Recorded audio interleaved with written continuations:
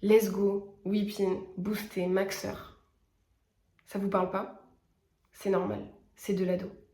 Le fossé générationnel entre les adultes et les adolescents, c'est quelque chose qui est tout à fait naturel.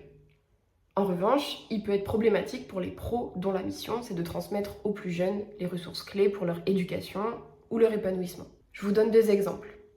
Il sera plus facile pour un professeur de collège de faire comprendre son cours s'il maîtrise et peut mobiliser les références de ses élèves.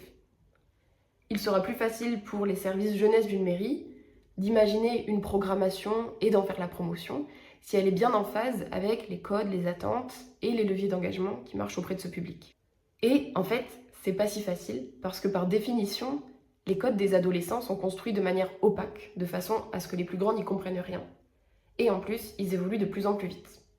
Vous l'aurez peut-être deviné, mon ambition c'est d'accompagner les pros qui travaillent avec ou pour les adolescents à mieux cerner ce public pour mieux réaliser leur mission auprès d'eux.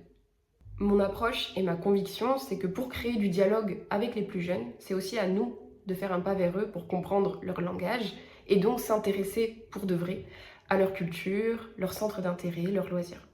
Et en fait, ça a été mon métier pendant 5 ans dans les médias, où j'ai eu la chance de travailler avec des grands groupes, à différents postes, mais toujours cette mission récurrente d'éclairer les équipes sur les jeunes publics et leur consommation culturelle.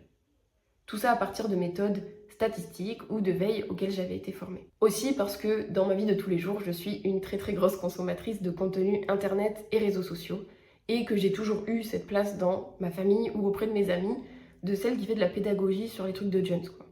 Ça fait aussi plusieurs années que j'accompagne des ados dans le cadre associatif. Et je les adore, je passe mon temps à les questionner sur ce qui se passe dans les cours de récré, en ligne, qu'est-ce qui se dit, qu'est-ce qui est tendance.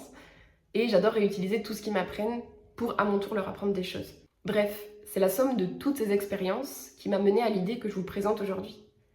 Parce que, je vous le disais, je veux accompagner les pros sur leur sujet jeunesse, mais cette fois, je ne veux plus avancer en experte solo. Je veux utiliser une méthode participative qui place les jeunes au centre de la réflexion, qui leur donne la parole, parce que je suis intimement convaincue qu'ils ont beaucoup à nous apporter et que ce sont eux les vrais experts du sujet, dans le sens où ce sont eux qui en font l'expérience au quotidien. Pour illustrer, je reprends l'exemple du professeur, qui est en fait un dispositif sur lequel je travaille en ce moment. L'idée, c'est qu'avec un groupe d'élèves, on va réfléchir à leur pratique quotidienne de la lecture et de l'écriture.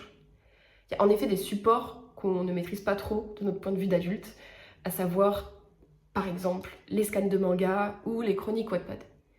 L'idée, c'est que, après plusieurs heures d'ateliers que j'encadre, les ados soient capables d'aller restituer à leurs professeurs toutes leurs connaissances et de les aider à monter en compétences. L'objectif de ce dispositif, il est triple et il incarne tout ce que je veux faire. Il permet aux élèves de progresser et de se sentir valorisés. Il permet aux professeurs de monter en compétences et de réutiliser ce qu'ils ont appris dans leur méthode pédagogique.